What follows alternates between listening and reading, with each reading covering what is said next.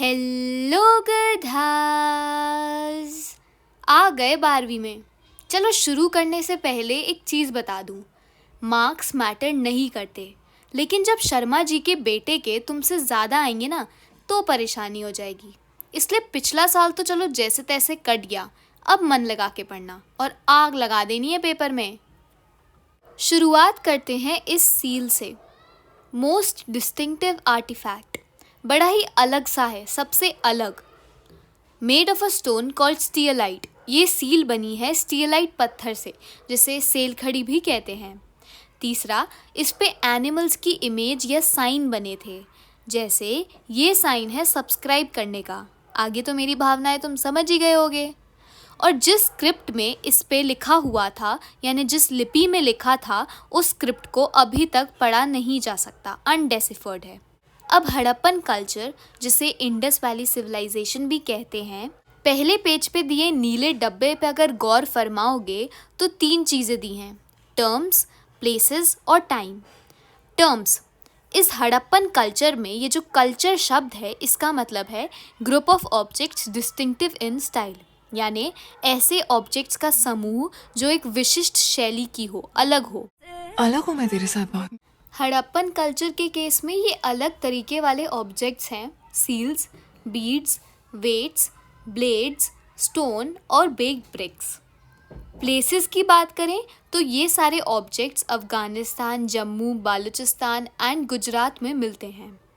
और इस कल्चर का लगभग टाइम क्या है, circa 2600 से 1900 BCE के बीच में।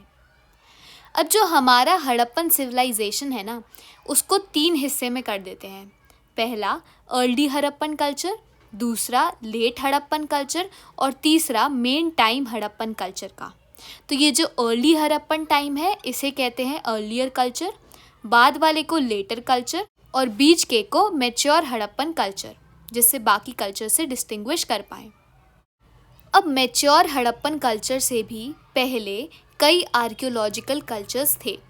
ये एसोसिएटेड थे पॉटरी से, यानी मिट्टी के बर्तन बनाने से, एग्रीकल्चर और पेस्टोरलिज्म यानी पशुपालन से, और क्राफ्ट से। यहाँ पे ना ऐसी बड़ी बड़ी बिल्डिंग्स नहीं होती थी आज की तरह, छोटे छोटे सेटलमेंट्स होते थे। चलो बताओ, ये 4 किस किस के घर हैं। अब आते हैं सबसिस्टेंस स्ट्रैटेजीज पे। हमने जो हड़प्पन सिविलाइजेशन को 3 में डिवाइड किया था, वो तो याद ही होगा, 2 मिनट भी नहीं हुए बताए हुए यार। हाँ, तो इसमें से अर्लियर कल्चर और मैच्योर हड़प्पन कल्चर में कुछ कॉमन एलिमेंट्स थे, कुछ कॉमन था, जैसे सबसिस्टेंस स्ट्रैटेजीज। कॉमन स्ट्रैटेजीज थी दोनों टाइम पीरियड्स में। ये जो हड़प्पन्स थे, they ate a wide range of grains and plants and animal product. सबसे पहले ग्रेन्स की बात करेंगे और फिर एनिमल प्रोडक्ट्स की। ग्रेन्स, जले हुए ग्रेन्स और सीड्स मिले। किन्हें बताऊंगी अभी किन्हें। तो इन जले हुए सीड्स और ग्रेन्स से हमें उनकी डाइटरी प्रैक्टिसेस के बारे में, यानी वो किस तरीके का खाना खाते थे, उनकी क्या डाइट थी, उसके बारे में पता चला है। अब बताती हूँ। इनको स्टडी करने वालों को कहते हैं आर्कियोबोटानिस्ट्स। पुराने प्लांट रिमेन्स को स्टडी करने में स्पेशलिस्ट होते हैं। हड़प्पन साइट्स से जो हमें ग्रेन्स मिले हैं, उसमें हैं wheat, barley, lentil, chickpea, sesame, millets और राइस। ये जो मिलेट्स हैं, ये गुजरात साइड से मिलते हैं, और जो राइस है वो रेयरली मिलते हैं। अब आते हैं एनिमल्स पे। एनिमल्स के बारे में हमें ये पता चला है कि वो डोमेस्टिकेटेड थे, यानी उन्हें पाला हुआ था। इसके बारे में स्टडीज़ करी हैं आर्कियोजूलॉजिस्ट ने, या जू आर्कियोलॉजिस्ट बुला लो उन्हें। इन एनिमल्स में है कैटल, शीप, गोर, बफलोज और पिग्स। इसके अलावा कुछ बोन्स भी मिली हैं, जैसे फिश और फाउल्स की। फाउल्स एक तरीके से जंगल के मुर्गे होते हैं। इसके अलावा कुछ वाइल्ड स्पीशीज़ के, जैसे कि सुअर, हिरन और घड़ियाल की बोन्स भी वहाँ मिली हैं।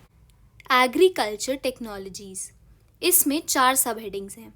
Ploughing models, प्लोड field, harvesting tools और इरिगेशन। प्लोइंग मॉडल्स, सील्स पे जो बना होता था, और टेराकॉटर के स्कल्पचर से, इन सब चीज़ों से हमें पता चला है कि किसी समय पे ऑक्सिन से फील्ड प्लो कराया जाता था, यानी बैलों से। दूसरा पॉइंट, प्लो करने के लिए टेराकोटा मॉडल्स पाए गए हैं। कहाँ कहाँ? चोलिस्तान और बनावली पे। ये जगह है हरियाणा में। फिर है प्लोड फील्ड। प्लोड फील्ड का एक एविडेंस मिला है कालीबंगन में। ये राजस्थान में है। यहाँ देखा गया है कि 2 सेट्स थी लाइन की, जो कि 90 डिग्री के एंगल पे थी, यानी परपेंडिकुलर थी। इससे पता चलता है कि डिफरेंट क्रॉप्स को साथ में ग्रो करा जाता था। Harvesting tools. आर्कियोलॉजिस्ट ने ये कोशिश करी है कि उन्हें पता चल जाए कि किस तरह के टूल्स हार्वेस्टिंग में यूज़ होते थे, मतलब वुडन हैंडल्स या मेटल के टूल्स। फिर आता है इरिगेशन। ज़्यादातर जो हड़प्पन साइट्स हैं वो सेमी एरिड एरियाज़ में हैं, यानी थोड़ी सी ड्राई एरियाज़ में, तो इसीलिए वहाँ एग्रीकल्चर के लिए इरिगेशन की आवश्यकता है। दूसरी चीज़, शोटुगई में कैनाल्स के ट्रेसेस भी मिले हैं, तो मतलब उस टाइम पे वहाँ कैनाल्स भी थे। शोटुगई कहाँ है? अफ़गानिस्तान में। तीसरा, वाटर स्टोर करने के लिए वाटर रिजर्वॉयर्स का यूज़ होता था। कैसे पता चला? कुछ एविडेंस हमें इसके ढोलावीरा में मिले हैं। ढोलावीरा कहाँ है? ये तो यार दिमाग लगा के भी बता सकते हो।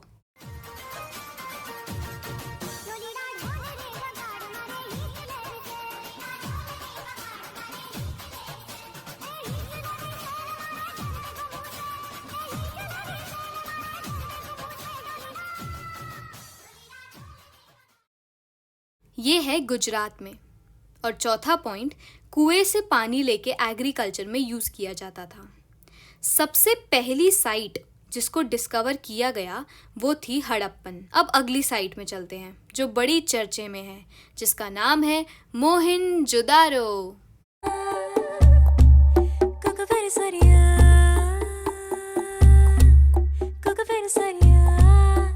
अब हड़प्पन सिविलाइजेशन का सबसे यूनिक फीचर यही था कि अर्बन सेंटर्स डेवलप हुए। इसमें जो सेटलमेंट्स हैं वो 2 में डिवाइडेड हैं, सिटाडल और लोअर टाउन।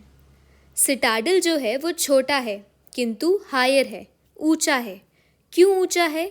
इसके ऊंचे होने का श्रेय जाता है बिल्डिंग्स को, जो कि मड ब्रिक प्लेटफॉर्म्स पे बनी होती थी। इट वॉज वॉल्ड, यानी सिटाडल और लोअर टाउन सेपरेटेड थे। Lower town, as the name suggests, lower थे लेकिन लार्जर थे। बिल्डिंग्स प्लेटफॉर्म पे बनी थी जो कि बेस की तरह काम करते थे, फाउंडेशन की तरह काम करते थे, बुनियाद थे। बुनियाद महाभारत हो या रामायण, हर जंग की बुनियाद औरत ही है। कैसे से डायलॉग हैं बताओ? मतलब कुछ भी। और यहाँ बहुत लार्ज स्केल में लेबर काम करती थी। अब प्लान्ड अर्बन सेंटर है ना, तो यहाँ सबसे पहले प्लानिंग की जाती थी और फिर उसके अकॉर्डिंग इम्प्लीमेंट किया जाता था। जैसे आजकल की प्रैंक वीडियो ही ले लो यार, सामने वाले को बता देते हैं कैसे ड्रामा करना है, कैसे रिएक्ट करना है और उसके अकॉर्डिंग शूट कर लेते हैं। और भी एविडेंस है हमारे पास कि इनकी प्लानिंग तगड़ी होती थी। जो ईंट थी, जो ब्रिक्स थी, वो स्टैंडर्डाइज्ड रेशियो की थी, एक फिक्स्ड रेशियो में थी। लेंथ और ब्रेड्थ हाइट की 2 गुनी होती थी। मतलब अगर ब्रिक की हाइट 5 है तो लेंथ और ब्रेड्थ 2 गुनी यानी 10 की होती। एक बार प्लेटफॉर्म सही जगह पे बन जाए फिर बनाने का काम फिक्स्ड एरिया में प्लेटफॉर्म्स पर शुरू किया जाता था। तो ये तो हमने समझा कि सब कुछ प्लानिंग से होता था। अब उनकी ड्रेनेज सिस्टम पे ध्यान देते हैं। बड़े ही सही ढंग से ड्रेनेज सिस्टम प्लान किया गया था। पहले ड्रेन्स बनाए जाते थे और फिर ड्रेन्स के साथ उनके अकॉर्डिंग घर बनाए जाते थे। हर घर पे कम से कम एक वॉल होती थी जिससे सारा डोमेस्टिक वेस्ट का पानी स्ट्रीट ड्रेन्स में फ्लो करता था। लोअर टाउन की प्लानिंग से लगता है कि रोड्स और स्ट्रीट्स एक ग्रिड पैटर्न में थी, ऐसी लाइंस पे जो 90 डिग्री पे इंटरसेक्ट कर रही थी। और ये तो हमने पहले ही पढ़ लिया था कि ब्रिक स्टैंडर्डाइज्ड रेशियो की थी, लेंथ और ब्रेड्थ हाइट की 2 गुनी थी। अब थोड़ी आर्किटेक्चर की बात कर लेते हैं। रेसिडेंशियल बिल्डिंग्स कोर्टयार्ड पे सेंटर्ड रहती थी और उसके बाकी साइडों में रूम रहते थे। दूसरा पॉइंट, कोर्टयार्ड सारी एक्टिविटीज़ का सेंटर था, सारी एक्टिविटीज़ वहीं की जाती थी। विंडोज़ की बात करें तो विंडोज़ तो थी ही नहीं प्राइवेसी के लिए। यार अगर दीवारों के कान हो सकते हैं तो विंडोज़ की तो आंखें ही होती हैं। चौथा, जो एंट्रेंस गेट है उससे अंदर के घर का कुछ नहीं दिखता था। पांचवा, हर घर में शौचालय था। घर घर में शौचालय योजना सफल हुई। छठा, घरों में स्टेयर्स होती थी। किस लिए होंगी? दूसरी मंजिल या छत तक पहुंचने के लिए यार। सातवां, बहुत से घरों में कुएं होते थे जिनको अधिकतर बाहर वाले यूज़ करते थे। अब स्कॉलर्स ने ऐसा एस्टिमेट किया है कि मोहनजोदारो में लगभग 700 वेल्स थे, यानी 700 कुएं थे। अब आते हैं सिटाडल पे। सिटाडल को स्पेशल पब्लिक पर्पसेस के लिए यूज़ किया जाता था। इसमें वेयरहाउस भी आते थे और द ग्रेट बाथ भी।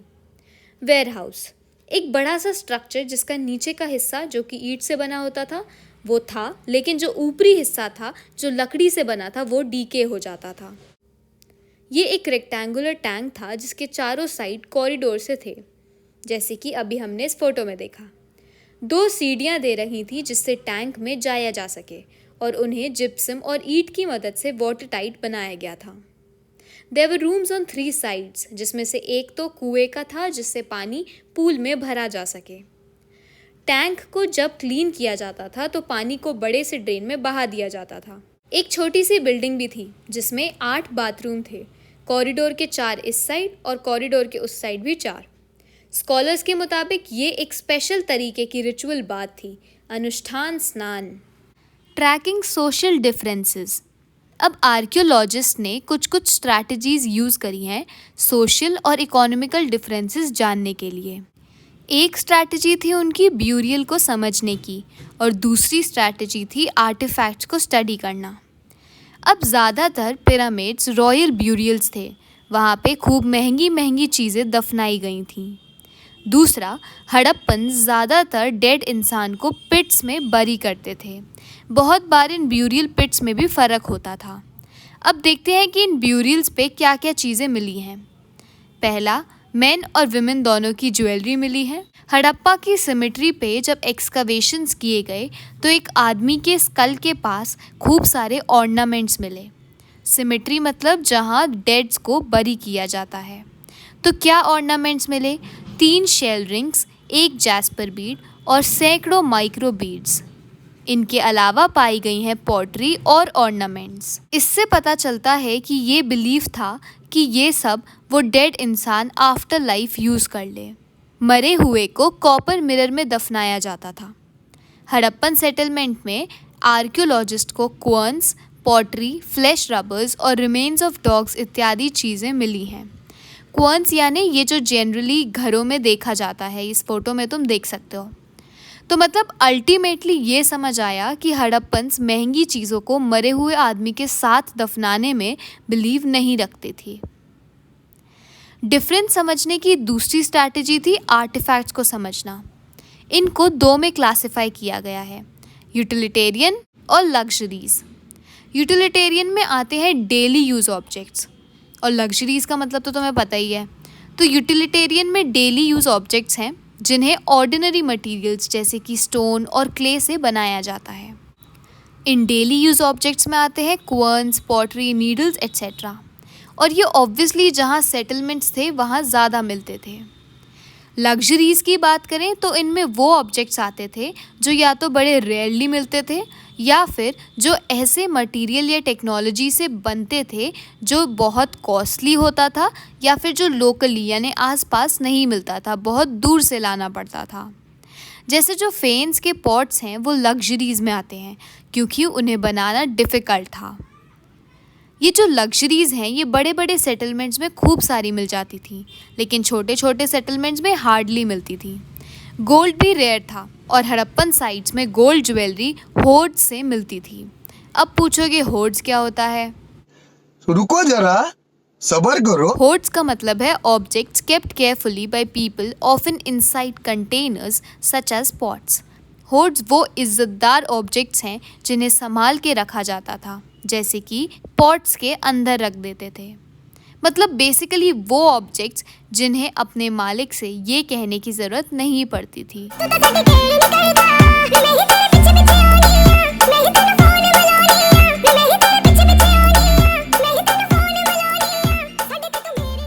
चान्हुदारो, वाह क्या नाम है।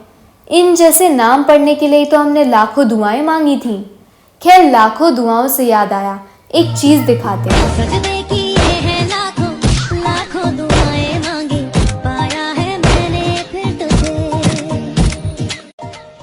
चान्हू-दारो मोहनजोदारो के मुकाबले थोड़ा छोटा था।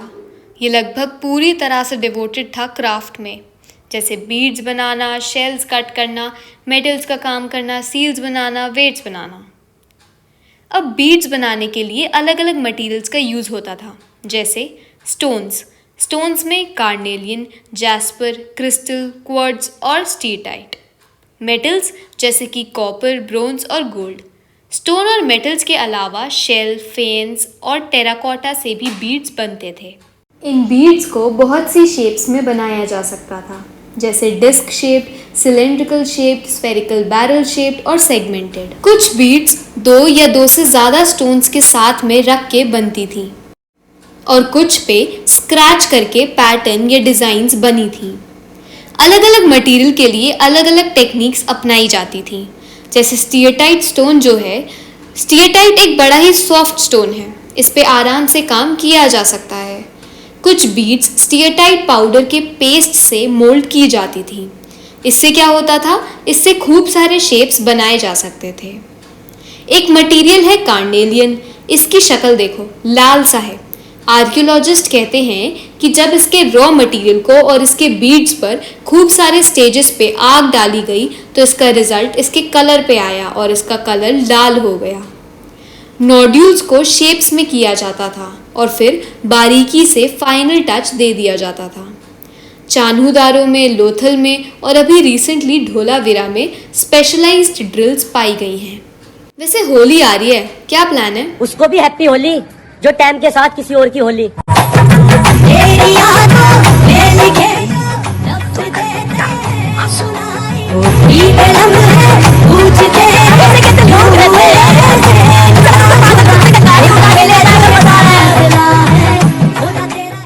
बालाकोट, ये सेटलमेंट है यहाँ कोस्ट के पास। ये स्पेशलाइज्ड सेंटर थे शेल ऑब्जेक्ट्स बनाने के लिए, जैसे कि बैंगल्स, लैडल्स और इनलेज। इन्हें दूसरे सेटलमेंट्स ले जाया जाता था। अब है identifying centres of production. Production के सेंटर्स आइडेंटिफाई करने के लिए आर्कियोलॉजिस्ट जनरली क्या देखते हैं? रॉ मटेरियल्स जैसे कि स्टोन नोड्यूल्स, होल शेल्स और copper ore. Tools, unfinished objects इनको पूरा नहीं किया गया। और चौथा रिजेक्ट्स या वेस्ट मटेरियल सबसे बेस्ट इंडिकेटर है। फॉर एग्जाम्पल, इफ शेल और stone is cut to make objects, अगर किसी शेल या स्टोन को काटा गया है कुछ ऑब्जेक्ट्स बनाने के लिए, तो उसके कुछ ना कुछ पीसेस, उस मटेरियल के कुछ ना कुछ पीसेस वेस्ट की तरह वहीं पर रह जाते हैं, जहाँ पे प्रोडक्शन हुआ वहीं पे रह जाते हैं। जो बड़े बड़े वेस्ट के पीस होते हैं वो तो कुछ और छोटे मोटे ऑब्जेक्ट्स बनाने के काम आ जाते हैं, लेकिन जो बहुत छोटे छोटे वेस्ट पीसेस होते हैं वो वहीं पर रह जाते हैं। Strategies of procuring materials. अब मटेरियल्स में ना वैरायटी थी। या तो मटेरियल्स लोकली मिल जाते थे, मतलब बड़ी आसानी से मिल जाते थे, जैसे कि क्ले, या फिर उनको बाहर से यानी कहीं दूर से लाया जाता था, जैसे कि स्टोन, टिम्बर और मेटल। बुलक कार्ट्स के टॉय मॉडल्स जो कि टेराकोटा से बने होते थे, उनसे पता चलता है कि उस टाइम पे गुड्स ट्रांसपोर्ट करने में और लोगों को ट्रैवल करने में बुलक कार्ट्स का यूज़ किया जाता था। लैंड रूट्स के अलावा रिवराइन रूट्स जैसे कि इंडस और उसकी ट्रिब्यूटरीज भी ट्रांसपोर्टेशन का एक साधन थी। अब रॉ मटेरियल को प्रोक्योर करने के लिए क्या क्या स्ट्रैटेजीज अपनाई जाती थी वो देखते हैं। पहली, इस्टेब्लिशिंग सेटलमेंट्स इस्टेब्लिश करने से रॉ मटेरियल मिल रहे थे, जैसे कि नागेश्वर और बालाकोट से मिले शेल्स, शॉटुघई से लैपिस लजूली, लोथल से कार्नेलियन, साउथ राजस्थान और नॉर्थ गुजरात से स्टीएटाइट और राजस्थान से मेटल। फिर दूसरा पॉइंट है सेंडिंग एक्सपीडिशंस। ये दूसरी तरह की स्ट्रैटेजी है, जैसे राजस्थान के खेतरी रीजन में मिला कॉपर और साउथ इंडिया में मिला गोल्ड। इन एक्सपीडिशंस की वजह से लोकल कम्युनिटी के साथ अच्छे कम्युनिकेशन इस्टेब्लिश हो गए थे। अब खेतरी रीजन में मिले हैं एविडेंस, जैसे गानेश्वर जोधपुरा कल्चर। बागेश्वर नहीं, गानेश्वर से याद आया कुछ गाने हो जाए। कुमार सानू की आवाज में। कुमार सानू नहीं, सुमार कानू हैं ये। बाहों में आ जाओ, सपनों में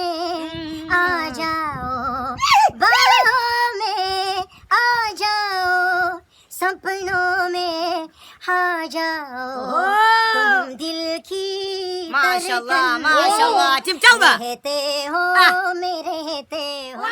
यहाँ मिली यूनिक नॉन हड़प्पन पॉटरी और unusual wealth of copper objects.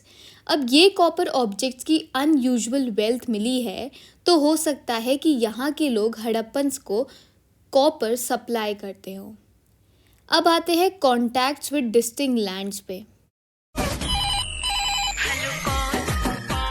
Distinct lands बोल रहे हैं। अरे डिस्टिंक्ट लैंड्स बोल रहे हैं।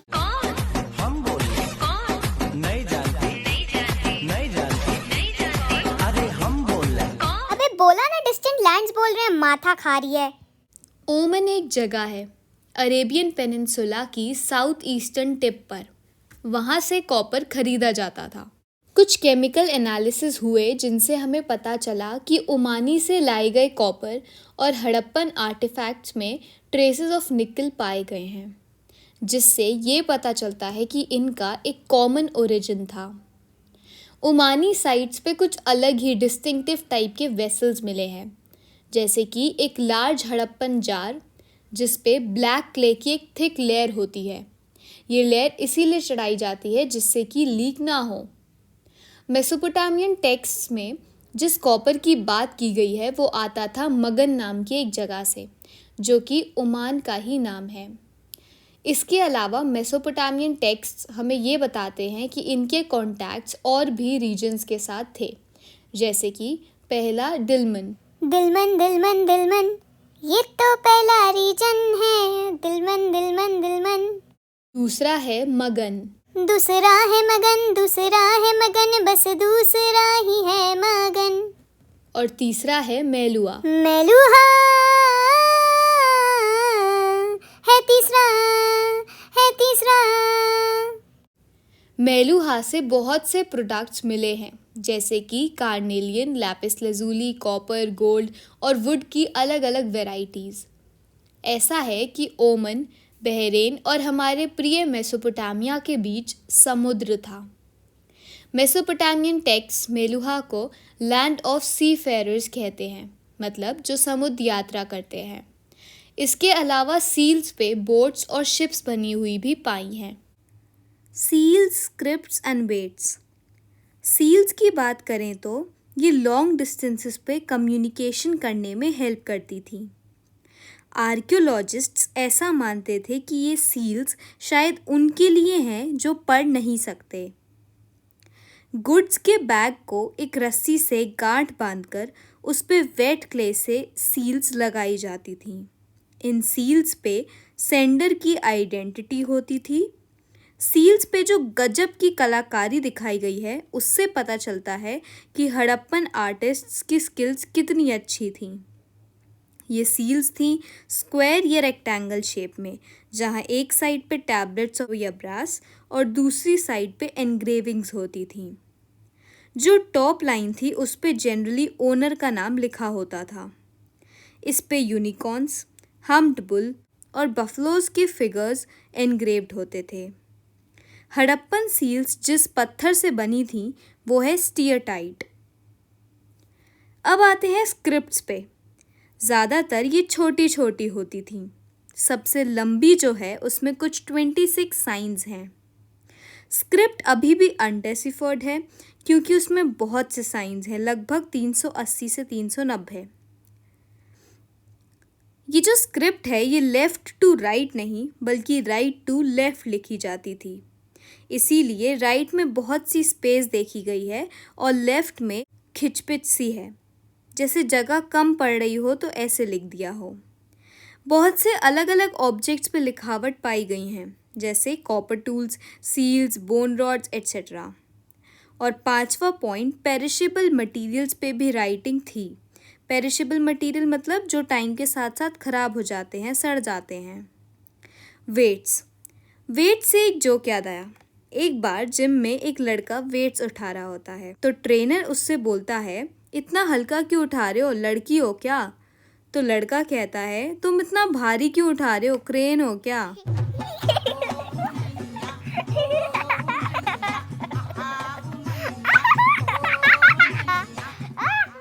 एनीवेज, एक प्रिसाइज सिस्टम ऑफ वेट्स था। वेट्स बनते थे शर्ट नामक पत्थर से। ये क्यूब की शेप में थे और इन पे कोई मार्किंग नहीं थी। वेट्स लोअर डिनोमिनेशन के बाइनरी थे, मतलब 1, 2, 4, 8 ऐसे थे, और हायर डिनोमिनेशन डेसिमल सिस्टम में थे। इसके अलावा तराजू यानी मेटल स्केल पैन्स भी मिले हैं और ज्वेलरी और बीड्स बनाने के लिए छोटे वेट्स का इस्तेमाल होता था। अब आते हैं एंशियंट अथॉरिटी पे। मोहनजोदारो में एक बड़ी सी बिल्डिंग को आर्कियोलॉजिस्ट ने एक पैलेस घोषित कर दिया, बल्कि ऐसी कोई बहुत शानदार चीज़ वहाँ से प्राप्त नहीं हुई है। दूसरा, एक स्टोन स्टैचू को आर्कियोलॉजिस्ट ने प्रीस्ट किंग घोषित कर दिया। ऐसा इसीलिए क्योंकि मेसोपोटामियन हिस्ट्री से वो वाकिफ़ थे और ऐसे ही चीज़ें उन्हें इंडस रीजन से भी मिली हैं। अब आर्कियोलॉजिस्ट्स के अलग अलग ओपिनियन थे। कुछ कहते थे कि कोई रूलर नहीं था, सब पे इक्वल स्टेटस था। कुछ कहते हैं कि कोई एक रूलर नहीं था बल्कि बहुत सारे रूलर्स थे। मोहनजोदारो का अलग रूलर, हड़प्पा का अलग रूलर, सबके अलग अलग रूलर। और कुछ कहते हैं कि एक सिंगल स्टेट था जो आर्टिफैक्ट्स में सिमिलैरिटी, प्लान्ड सेटलमेंट के एविडेंस या ब्रिक का फिक्स्ड रेशियो, इन सब से बना था। अब सिविलाइजेशन का हम करते हैं एंड। तो क्या रीजंस थे कि सिविलाइजेशन का एंड हुआ? हड़प्पन आर्टिफैक्ट्स जैसे वेट्स, सील्स, ये सब डिसअपियर हो गए। टेक्निक्स डिटेरॉइटेड, घर बनाने की टेक्निक्स डिटेरॉइट हो चुकी थी और अब लार्ज पब्लिक स्ट्रक्चर्स बनने भी बंद हो गए थे। तीसरा, क्लाइमेटिक चेंज, क्लाइमेट बदल रहा था। डिफॉरेस्टेशन, फ्यूल प्रोवाइड करने के लिए बहुत डिफॉरेस्टेशन किया जा रहा था, यानी बहुत पेड़ काटे जा रहे थे।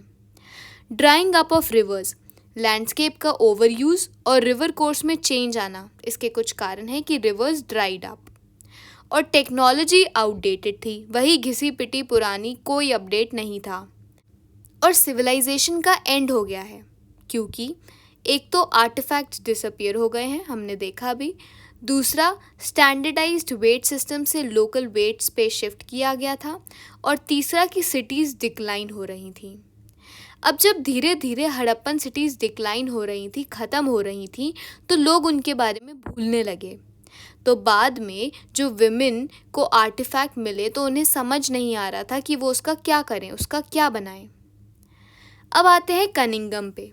ये है Cunningham, first director general of ASI यानी आर्कियोलॉजिकल सर्वे ऑफ इंडिया। इनका मेन इंटरेस्ट था in archaeology of the early historic and later periods. अब कन्फ्यूजन लिखा है तो कहाँ कन्फ्यूज़ होगा ये तो बताओ। तो पहला कन्फ्यूजन या गलती मान लो इनकी, अर्ली सेटलमेंट को पढ़ने के लिए इन्होंने 4th और 7th सेंचुरी की चीज़ों को कनेक्ट किया जो कि चाइनीज़ बुद्धिस्ट पिलग्रिम्स छोड़ के गए थे। इनकी दूसरी गलती कि एक इंग्लिश मैन ने इनको एक हड़प्पन सील दी थी, लेकिन इन्होंने उसे उस टाइम फ्रेम के साथ मैच किया जिससे ये वाकिफ़ थे, जो कि है 6th सेंचुरी। लेकिन वो हड़प्पन वाला टाइम तो था नहीं, तो ये इनकी नाकामयाबी थी और इसकी वजह से he missed the significance of Harappa. Dayaram Sahni, इन्होंने हड़प्पा में सील्स डिस्कवर करी और इनके डिस्कवर करने के बाद ही लोगों को इसकी सिग्निफिकेंस पता चलनी शुरू हुई। रखलदास बैनर्जी, इन्होंने ऐसी ही सील्स मोहनजोदारो में भी देखी, जिससे पता चलता है कि ये सेम आर्कियोलॉजिकल कल्चर के थे। जॉन मार्शल, 1924 में जॉन मार्शल ने इंडस वैली में एक नए सिविलाइजेशन की घोषणा की थी। जॉन मार्शल के बारे में थोड़ा और जान लो। ये ASI के डायरेक्टर जनरल थे। ये इंटरेस्टेड थे स्पेक्टैकुलर फाइंड्स में, बिल्कुल अलग, इन्हें कुछ स्ट्राइकिंग सा चाहिए था। ये पहले प्रोफेशनल आर्कियोलॉजिस्ट थे इंडिया में काम करने वाले। अब इनकी गलती सुनो।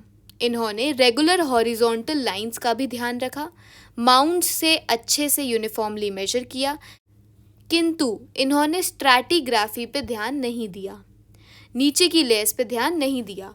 तो इन्होंने क्या किया, आर्टिफैक्ट्स जो अलग अलग स्ट्रैटिग्राफी के थे इन्होंने उन्हें भी सेम ग्रुप में डाल दिया।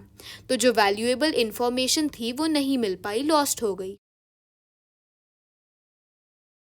बताओ, इनकी गलतियां पढ़ रहे हैं हम। हम इतनी गलतियां करते हैं, कभी हमारी तो किताबों में छपी नहीं। गलत बात है यार ये तो।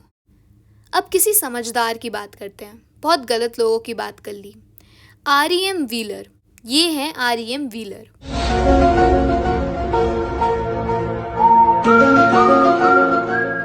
इन्होंने इस स्ट्रैटिग्राफी वाली परेशानी को रेक्टिफाई किया और ये भी 1944 में ASI के डायरेक्टर जनरल थे। ये एक एक्स आर्मी ब्रिगेडियर थे और ये इस बात को समझ गए थे कि स्ट्रैटिग्राफी पे ध्यान देना ज़रूरी है बजाय हॉरिजॉन्टल लाइंस के हिसाब से खोदने के। एक एक्स आर्मी ब्रिगेडियर होने के नाते उन्होंने काफ़ी मिलिट्री हेल्प भी की। अब जब पार्टीशन हुआ तो बहुत सा पार्ट पाकिस्तान चला गया, तो इस वजह से जो आर्कियोलॉजिस्ट हैं और साइट्स लोकेट करने में उन्हें बड़ी असुविधा हुई और इनकी असुविधा के लिए हमें बिल्कुल खेद नहीं है। किसने कहा था यार इतनी मेहनत करने को? शांति से तुम भी बैठे होते और हम भी यहाँ शांति से गॉसिप गर्ल्स देख रहे होते। इतना पढ़ना ही नहीं पड़ता।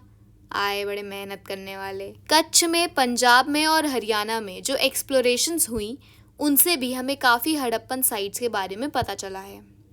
कालीबंगन, लोथल, राखीगढ़ी और धोलावीरा, इन सब जगहों को भी एक्सकवेट किया गया और अभी भी किया जा रहा है। अब हड़प्पन आर्कियोलॉजी में इंटरनेशनल इंटरेस्ट भी बढ़ रहा है। एब्रॉड से भी स्पेशलिस्ट मोहनजोदारो और हड़प्पा पे काम कर रहे हैं। हर एविडेंस को अच्छे से समझने के लिए मॉडर्न साइंटिफिक टेक्निक्स का इस्तेमाल किया जा रहा है and these explorations promise to yield interesting results in future. Promise कर रही है कि अच्छे रिजल्ट्स देंगी। पक्का पक्का पक्का। Problems of piecing together the past, क्या मतलब हुआ? पजल सॉल्व करते हो ना, तो सारे पीसेस को एक साथ लगा के पिक्चर बनाते हो। वही आर्कियोलॉजिस्ट कर रहे थे, सारे एविडेंस को साथ में जोड़ रहे थे पास्ट के बारे में जानने के लिए। क्या क्या evidence? Pottery, tools, ornaments, house hold objects etcetera. सबसे पहले तो आर्टिफैक्ट्स रिकवर करें, ये हो गया पहला स्टेप। फिर जो आर्टिफैक्ट्स मिले हैं उनको क्लासिफाई करना is the second step. Classify करने की बात करें तो दो तरीके से आर्कियोलॉजिस्ट आर्टिफैक्ट्स को क्लासिफाई करते थे। पहला इन टर्म्स ऑफ मटेरियल, जैसे मेटल है या स्टोन है या क्ले है या क्या है।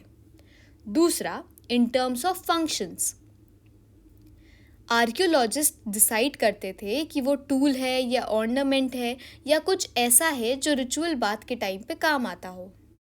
फंक्शन का पता लगाया जाता था कि वो किस चीज़ से रिजेंबल करती है। जैसे कुछ कैंची जैसी चीज़ है तो यार लग रहा है कि ये कैंची जैसी लग रही है तो इस वजह से ये कट करने के काम आती होगी। तो प्रेजेंट डे की चीज़ों से रिजेंबल करते हुए फंक्शंस पता लगाने शुरू कर दिए गए। आर्कियोलॉजिस्ट को थोड़े इनडायरेक्ट एविडेंसेस पे भी ध्यान देना पड़ता था। जैसे हड़प्पन साइट्स पे कॉटन के ट्रेसेस बथेरे मिल गए, लेकिन फिर भी क्लोथिंग के बारे में जानने के लिए इनडायरेक्ट एविडेंसेस पे डिपेंड करना पड़ता है। और आर्कियोलॉजिस्ट को फ्रेम ऑफ रेफरेंस डेवलप करना पड़ता था, टाइम पीरियड्स को देख के ग्रुप करना था। फिर आते हैं प्रॉब्लम्स ऑफ इंटरप्रिटेशन। देखो, जब भी इन्हें कोई अजीब चीज़ मिलती थी तो ये समझ लेते थे कि उसका कुछ रिलीजियस सिग्निफिकेंस होगा। अरे अजीब सी चीज़ लग रही है ये तो, छोड़ ना, कोई धार्मिक चीज़ होगी। विमेन के जो टेराकोटा फिगर्स मिले हैं उन पे बहुत सारी ज्वेलरीज होती थी, हेड ऑर्नामेंट्स होते थे, तो उनको मदर गॉडेसेस की तरह रिगार्ड करने लगे, यानी वो देवियां हैं। प्रीस्ट किंग की तरह और भी स्टोन से बने स्टैचूज मिले हैं जिसमें वो शख्स एक हाथ अपने घुटने पे रख कर पोज दे रहा है। इसके अलावा बहुत सारे स्ट्रक्चर्स भी जैसे great bath, fire alters, Kalibangan और लोथल में मिले हैं। अब कैसे सील्स के थ्रू रिलीजियस बिलीफ्स को रिकंस्ट्रक्ट किया गया। कुछ सील्स पे रिचुअल सीन्स बने थे, प्लांट मोटिव्स और एनिमल्स बने थे। यूनिकॉर्न जो कि वन हॉर्न्ड एनिमल है उसको मिथिकल माना जाता था। कुछ सील्स में एक फिगर जो कि क्रॉस लेग्ड यानी पालती मार के बैठा है और उसके बाजू में एनिमल्स हैं, इस डिपिक्शन को प्रोटोशिवा बोला गया कि ये हिंदुइज्म की किसी डीटी की फॉर्म है। इसके अलावा कॉनिकल ऑब्जेक्ट्स, कोन की शेप्ड वाले, उनको लिंगास में डाला गया। लिंगास क्या है? लिंगा एक पॉलिश्ड स्टोन है जिसको वर्शिप किया जाता है as a symbol of Shiva. अच्छा, ये एक इम्पॉर्टेंट लाइन है। आर्कियोलॉजिस्ट नोन से अननोन पे जाते हैं, जो उन्हें पता होता है उससे रिलेट करते हैं, तो they move from present to past. अब ऋग्वेदा, ये तो हमें पता ही है कि ये अर्लीस्ट रिलीजियस टेक्स्ट है। इसको कंपाइल किया गया था circa 1500 से 1000 के बीच। circa यानी अप्रॉक्सीमेटली, पहले भी बताया है। ऋग्वेदा में शिवा को रुद्र भी बोला गया है। ऋग्वेदा में रुद्र ना तो पशुपति की तरह और ना ही योगी की तरह दर्शाए गए हैं। तो जिस तरीके से दर्शाए गए हैं वो ऋग्वेदा में दी गई रुद्रा की डिस्क्रिप्शन से मैच नहीं करता। एक चीज़ और, शमन्स। शमन्स कौन है? शमन्स वो लोग हैं जिन पे मैजिकल पावर्स हैं, जो हील कर सकते हैं और जो दूसरे वर्ल्ड से कम्युनिकेट कर सकते हैं। बाजीगरों बाजीगर